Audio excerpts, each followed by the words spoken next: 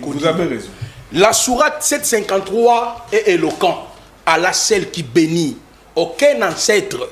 Voilà. Parce que Allah il dit quoi? Toutes les âmes vont goûter la mort.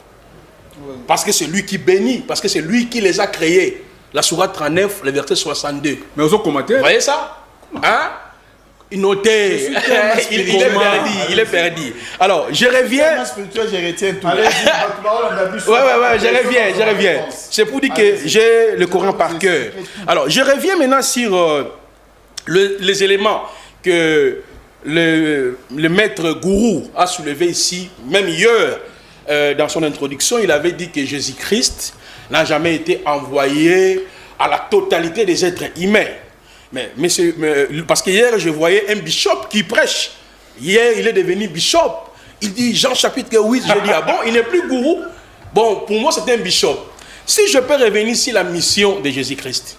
Mais si tu dis que Jésus-Christ a été envoyé uniquement aux brebis perdues de la maison, il a été envoyé aux brebis perdues de la maison d'Israël. Mais nous allons te dire, c'est la vérité. Amen. Matthieu chapitre 15, les versets 24 à 25.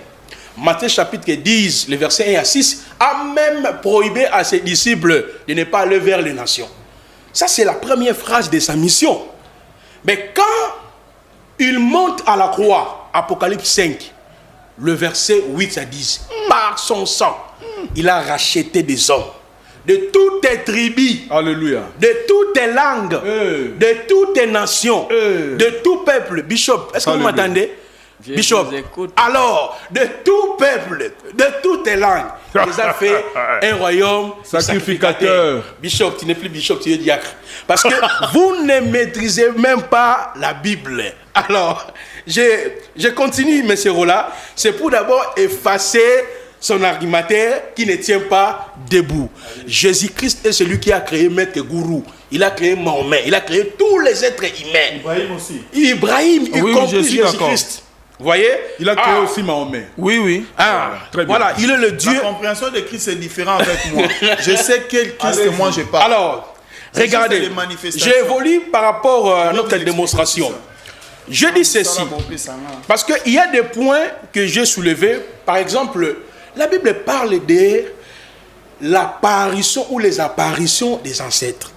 Si dans la Bible existe, mais il y a un point il faudrait que tout différencier. Je vous donne par exemple dans Matthieu chapitre 27, très bien, le verset 52 à 54. Lors de la résurrection de Jésus-Christ, on a vu l'apparition des ancêtres. Vous voyez ça? Ça existe. Ça c'est la première des choses. Lorsque même